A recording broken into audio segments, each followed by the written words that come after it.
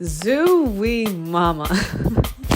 Oh my gosh. Out of all the Bridgerton seasons so far, this has definitely been my favorite. The chaos, the amount of shit that was going down is crazy. And we're gonna get into it in this video. I just wanna start by saying, guys, some of my predictions were right. You know me. I don't even know where to begin, but let's begin. I was correct. The pressure for Penelope to admit to Colin that she's Lady Whistledown came from Eloise. And I am going to make a whole separate video on this, but I truly do think that Eloise is a terrible friend. I don't think she's a terrible person, but I do think she's a terrible friend. Her pressuring Penelope to tell Colin by the strike of midnight on their engagement party day is crazy. I can understand giving her an ultimatum, maybe, because it's important information and you want to make sure that your brother knows what's going on. But her timing was so terrible. I was like, they're trying to celebrate and you're here knowing that this information might crush their engagement, is going to hurt your brother, and is also going to hurt Penelope because she's the one that's got to break this news to him. Why would you choose this day to do this? But anyways, what I loved seeing in this season was Colin stand up to the occasion. I said this a lot in my last video, but I felt like in the first half of this season, we really didn't get to see a lot of Colin actually pining for Penelope. It just seemed very quick. But let me revisit this really quickly. I will say now, looking back, I think I understand better exactly how Colin and Penelope got engaged so quickly. At the end of the day, Colin and Penelope have been friends for a very long time. And I'm sure a lot of you guys watching, I myself can understand this very well. Friendship is the core of any beautiful relationship, and being friends with someone for a while, you can know in the very deep bottom of your heart that you care for them in a romantic sense, but that might not come to light right away. And I think that's exactly what happened with Colin and Penelope. Penelope knew from a long time ago that she was in love with Colin, but for Colin, it was more of a slow draw. And that doesn't mean that Colin loves Penelope any less or that Penelope loves Colin anymore. That just means that it took him a little bit of time to understand this admiration that he has for Penelope isn't just because she's a good friend to him, but because he truly is in love with her. Once two people that have been friends for such a long time and have had a bond for such a long time make that conclusion, honestly, it is really quick to just be like, let's get married. But in the second half of the season, he really showed us that he is a good man and a man that truly loves Penelope and is going to be a good husband to her. He is very, very proud to announce that Penelope will be his wife. He has no hesitation to do that, which is a very big change from last season when he made unfunny jokes about not wanting to ever court Penelope. Also makes her feel beautiful. I mean, when they get intimate and even before leading up to that, he's always telling her that she's the most beautiful woman he's ever seen, and he was silly to not have realized earlier what she means to him, and constantly speaking out loud in different words of how much he loves Penelope, for me, really sold it. I believe it. I believe you, Colin.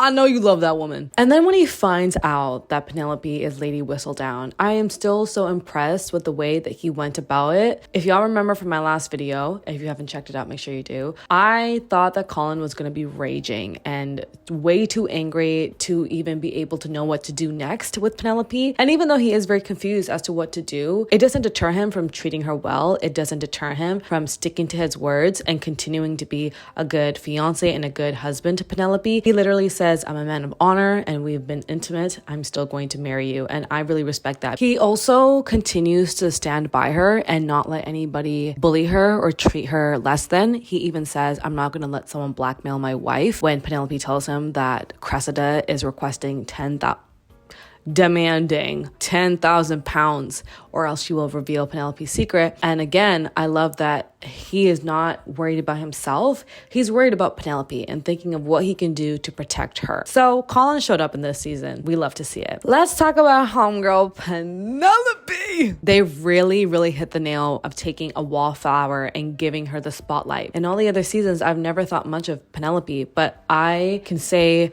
so confidently that she is my new favorite character. I'm so impressed with how Penelope showed up in this second half of the season and redeemed herself. I was tired of looking at Penelope as someone to feel pitiful for, as someone who was always the butt of the joke. I want to see her actually come into herself and gain her agency as Penelope Featherington or Penelope Bridgerton, and not just behind Lady Whistledown, and that's exactly what we got. I predicted that as Lady Whistledown, Penelope was going to write a very emotional and vulnerable piece, kind of explaining what it's like to be a wallflower, but from Lady Whistledown. I wasn't completely right. She does explain herself as Penelope, not as Lady Whistledown, but where I was correct was that Penelope is able to use her words to connect with the Ton the way she's been able to do as Lady Whistledown. Her speech literally rocked me. I was like, why do I feel like I want to cry?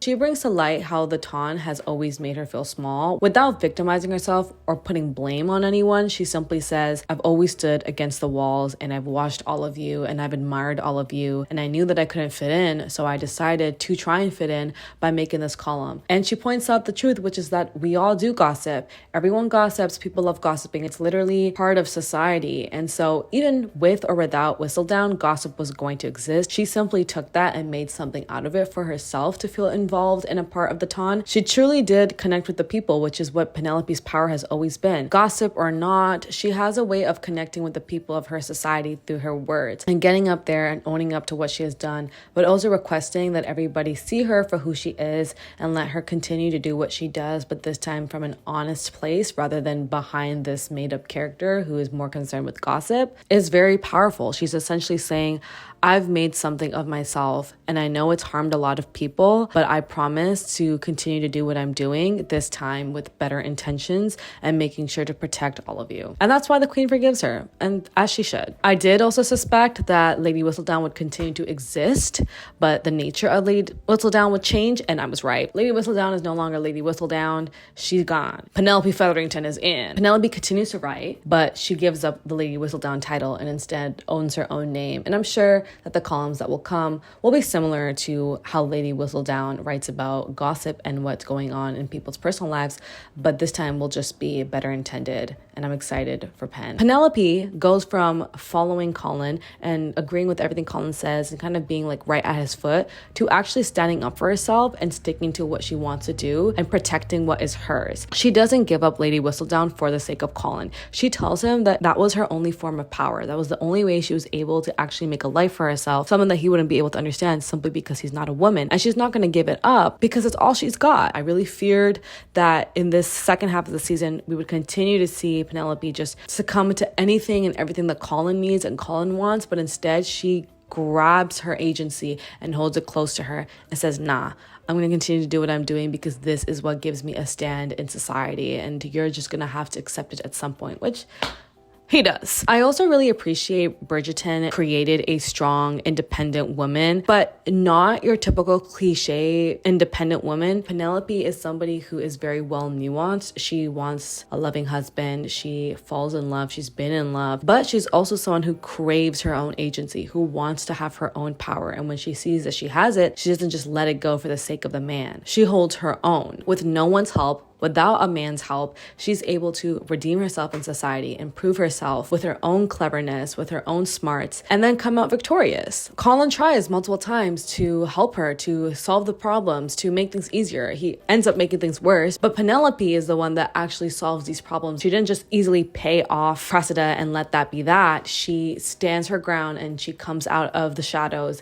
and proves that she is this powerful woman and this woman who deserves to be seen in society as such. Also have to mention that it was so sweet that she had given her sisters what they had wanted. Her sisters who have always been so mean to her. She's the one that funded this ball that they threw, and it's the most beautiful ball I've seen in any of the Bridgerton seasons. Let's talk about Cressida.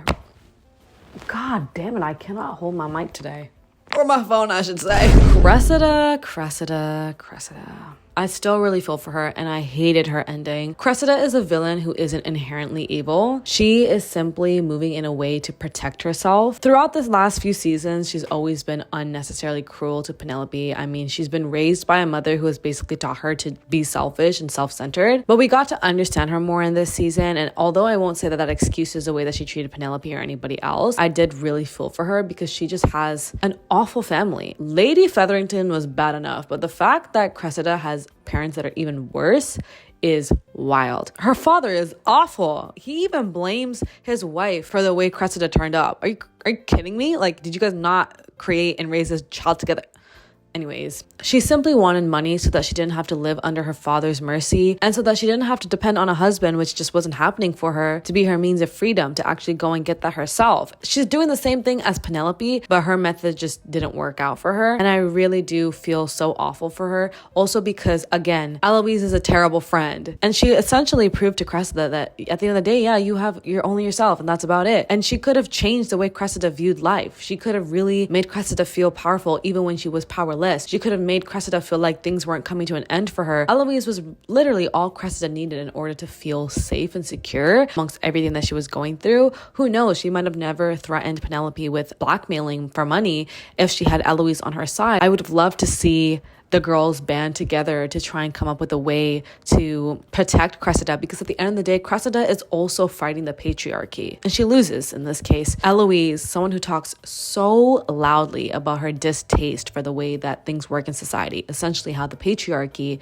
keeps women at the bottom of the totem pole, abandons her when she knows that Cressida is in a very vulnerable place. But I'll get into that later. I'll get into a lot of that later. I'm going to end this off by talking about Lady Featherington and her relationship with Penelope. When Lady Featherington found out that Penelope was engaged to Colin, I was really confused as to why she was upset with Penelope. I was like, girl, isn't the one thing you've always wanted is your daughter to marry someone with a title? Your youngest has just done that. Like, what's the problem? What's the issue? But it just goes to show that for so long, she didn't think much of Penelope. She really thought that Penelope had somehow trapped Colin into this situation instead of just being herself and that being enough for Colin to want to marry her. But I'm glad that ultimately the relationship between Lady Featherington and Penelope is one that was healed through just the both of them talking and communicating, not through a man trying to meddle in between them and make things right. Lady Featherington went from the evil mom, which is what I actually thought she was when I first started Bridgerton. I thought she was like not related to Penelope or something because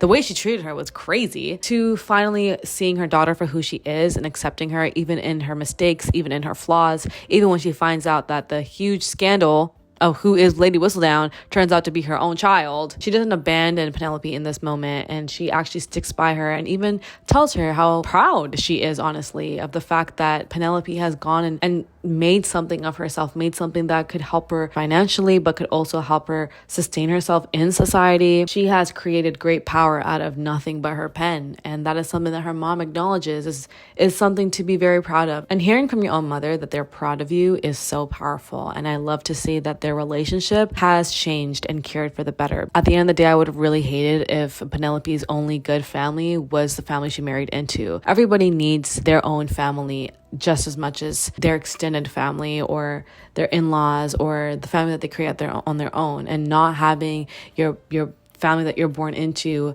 be by your side is something that really affects any individual and it can carry with you for the rest of your life. So the fact that we were able to see Penelope and her mother and her sisters be able to come together and heal their relationships with one another and accept Penelope for who she is, and also admit that they treated her pretty rough and that she didn't deserve all of that, is powerful. And I'm so happy that at the end of the day, Penelope got everything. She got the man she wanted. She has a better family life with her own biological family, and she can continue to write.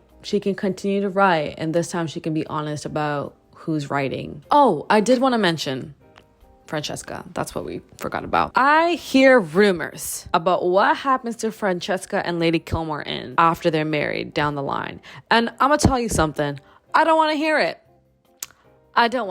I love Francesca and Lord Kilmore. I think there's such a sweet and realistic depiction of love. Bridgerton addresses the fact that in media, we tend to always see love stories as something that is full of chaos, something that is full of strife, something that is very passionate. But realistically, that's just not what always happens. And the fact that they actually gave us a love story, albeit even if it's a side story, of two people falling in love in the most calm, quiet, and peaceful way really helps us understand as viewers that love is not always like Daphne and Duke's or Kate's and Anthony's or even Penelope and Colin's. Sometimes it just happens and it's meant to be that way. It happens easily, it happens softly, and that is still just as beautiful as a love story that had a lot more to it. People love differently. There is no one unanimous way for a couple to behave, for a couple to love, and I loved seeing a couple that really just saw each other and clicked, and that was all they needed to understand of one another, that they both are so similar and have so much in common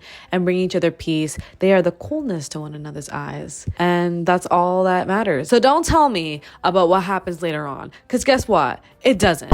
In my world, it doesn't. Anyways, I want to thank you guys so much for watching this video. Make sure to check out my review on the first half of the season if you have not already. And if you haven't subscribed already, what is he doing wrong?